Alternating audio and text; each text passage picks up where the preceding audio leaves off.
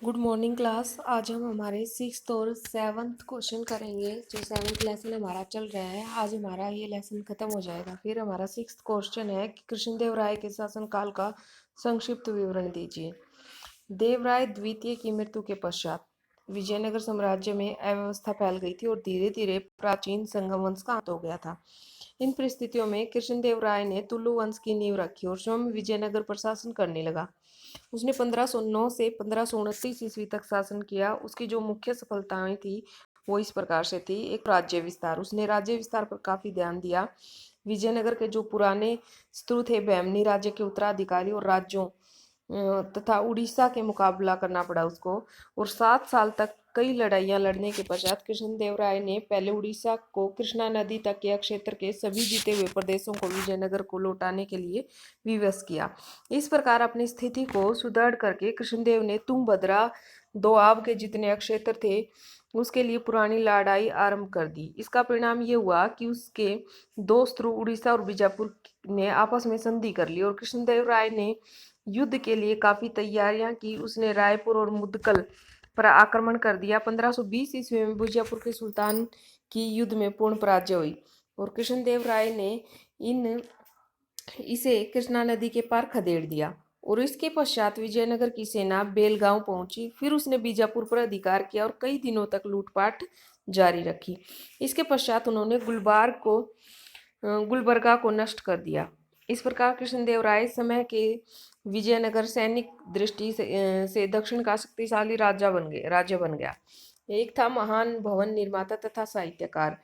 कृष्णदेव राय महान भवन निर्माता के तौर पर भी जाने जाते हैं। उन्होंने विजयनगर के समीप एक नया नगर बनवाया था अपनी माँ की याद में और बहुत बड़ा तालाब खुदवाया था जो सिंचाई के काम के लिए लिया जाता था।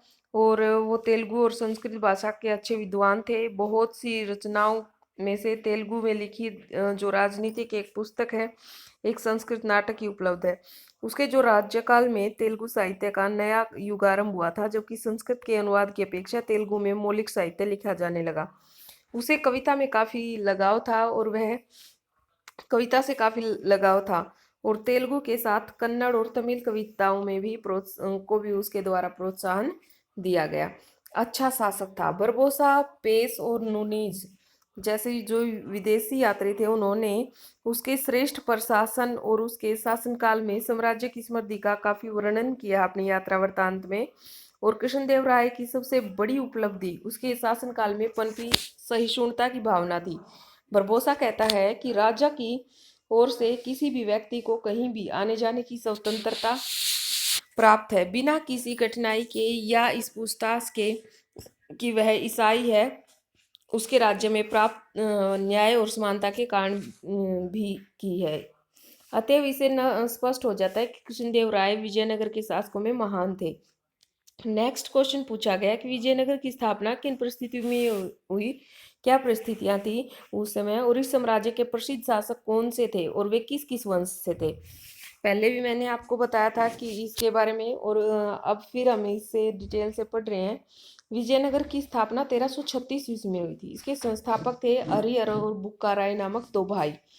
उन्होंने तुंगभद्रा नदी के किनारे विजयनगर नामक एक नगर बसाया और यही नगर धीरे धीरे एक विशाल हिंदू राज्य बन गया। और इस साम्राज्य पर 3 राजवंशों ने शासन किया, संगम वंश, सुलु और तुलु शासक। विजयनगर राज्य के प्रसिद्ध शासकों का वर्णन इस प्रकार है। हरिहर प्रथम ने अपने भाई बुक्काराय के सहयोग से विजयनगर की स्थापना की और वो संगम वंश से संबंध रखते थे।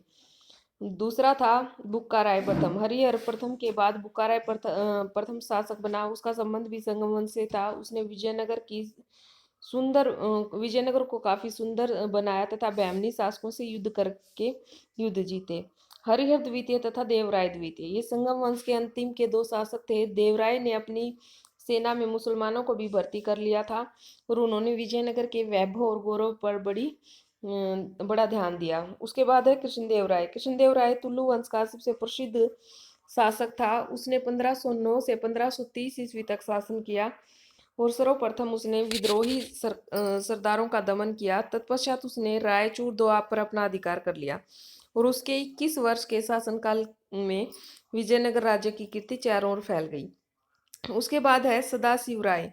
सदाशिव राय तुलु वंश का अंतिम शासक था। उसके समय में अहमदनगर, बीजापुर, गोलकुंडा और बीदर के शासकों ने मिलकर विजयनगर पर आक्रमण किया और 1566 ईस्वी में तालीकोटा, जिसे राक्षसी युद्ध के नाम से भी जाना जाता है, तागड़ी युद्ध के नाम से भी जाना जाता है, और उसमें जो विजयनगर की सेनाएं लड़ी उस युद्ध में, तालीकोटा के युद्ध में, उसमें उनकी हार हो गई और इस प्रकार से उन तीनों ने मिलकर विजयनगर को काफी लूटा और इस राज्य का पतन हो गया। सो स्टूडेंट्स, ये टू क्वेश्चन आज हमने डिस्कस किए हैं। इनको आप अच्छे से डिटेल से दोबारा से रिवाइज भी करोगे। आई होप आपको अच्छे से लर्न हो जाएंगे एक बार और रिवाइज करते ही। Thank you. Have a nice day.